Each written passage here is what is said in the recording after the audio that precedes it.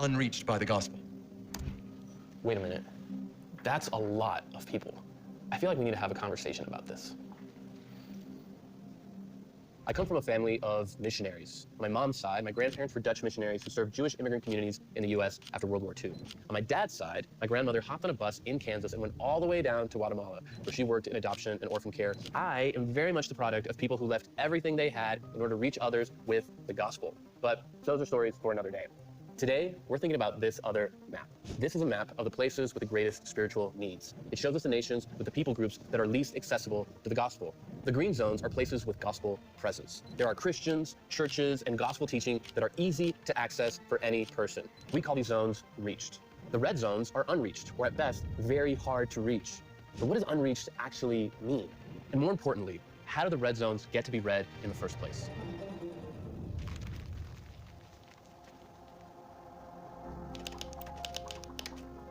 All right, Davis, what do you mean by unreached? When we say we need to reach the unreached, what is that? And how's that different than just lost people?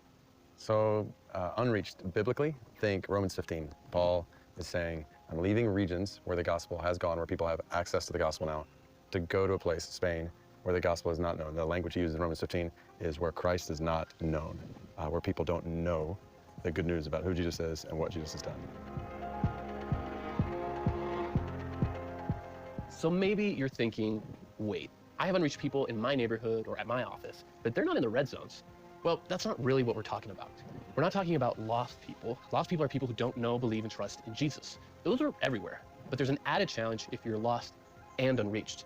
So practically, if you're in an unreached area, or if you're an unreached person, then the likelihood is you'll be born and you'll live and you'll die, and you'll never even hear the good news about who Jesus is and what Jesus has done. You have yet to be reached with that good news. You don't have access to it. It's not that you have heard it or even have access to it and you don't believe it. It's that you don't even have access to that good news. You don't know a Christian. You don't have a church near you where the gospel is being proclaimed. You're unreached by it. And there's 3.2 billion people like that in the world.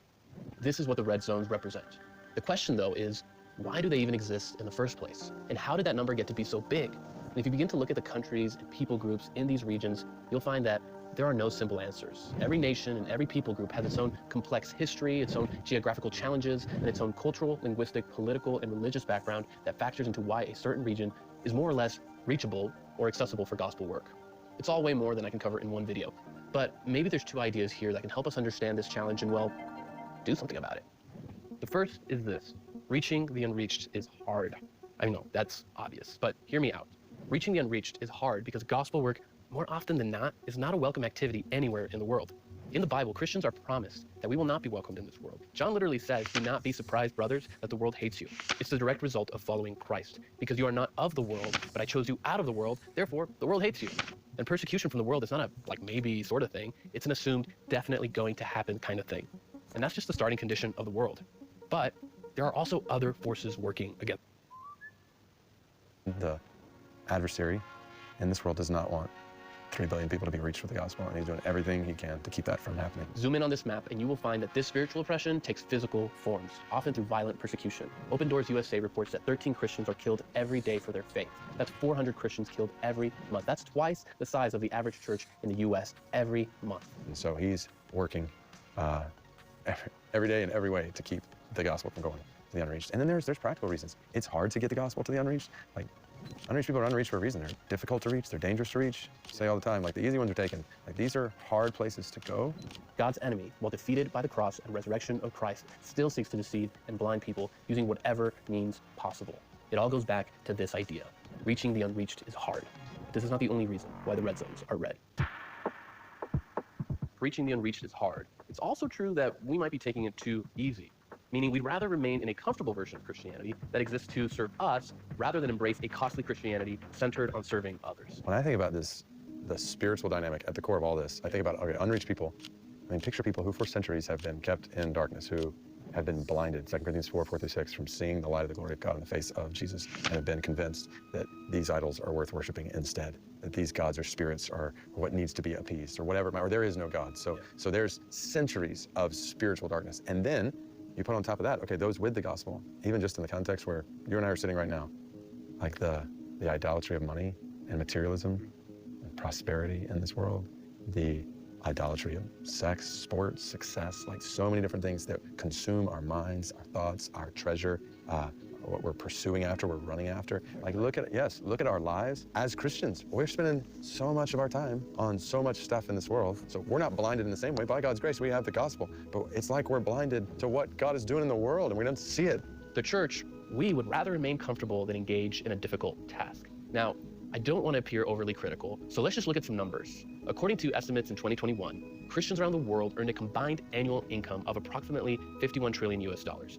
Out of this, they donated about 848 billion to Christian causes. Additional estimates report that about 82% of Christian giving stays in local churches. About 12% goes to ministries in their home countries. Less than 6% goes to missions in other countries. Only 1% went to missions that served unreached peoples. This means that for every 100 grand that Christians earn, only about $1 goes to serving the unreached. To give you some context, the global church spends less on the unreached than the United States spends on golf balls or Twinkies. These numbers are important because it tells us where the church is spending its dollars, and Jesus tells us, where your treasure is, there your heart will be also. But the question remains, why is giving to serve unreached people groups so low? And even when we think about the resources that we have, why we're not giving more, the ROI, the return on investment, like if you can give this amount of money and it goes toward this work in a more reached part of the world, that you can get numbers, all these people come to know Jesus, and you can get all these great stories coming back. You give the same amount of money to the part of the Middle East and 2 people come to know Jesus, you're like, oh, I want to celebrate this over here. So there are a lot of reasons why, and I think we're afraid of some of these places, that we've got to systematically work through in our own minds and lives and in our churches to say, what's it going to take? I heard one person say a long time ago who spent decades among the unreached. He said, I've just found most Christians and churches I've worked with don't have the stomach to do what it takes to get the gospel to them. And so that's part of what we got to ask. Do we have the stomach? Are we willing to pay the price? Are we willing to endure whatever is involved in order to get the gospel to people who've never heard it? So the point is, reaching the unreached is hard. And it's harder when we're not willing to do what it takes. But it's not harder than Jesus told us it would be. And because he's promised to be with us, it's not only possible, we have a guaranteed victory. Unreached people groups around the world are not unreachable, they're just unreached for now. The truth is that the problem of the red zones, it's not about money or resources, it's about discipleship. Are we willing to obey Jesus' call on our lives no matter the cost to get the gospel to people from all nations? It's a good question you should consider. And we hope that this new series on Radicals channel will tell the stories of the nations and help you see what you can do about it, even from your own neighborhood. All right, see ya.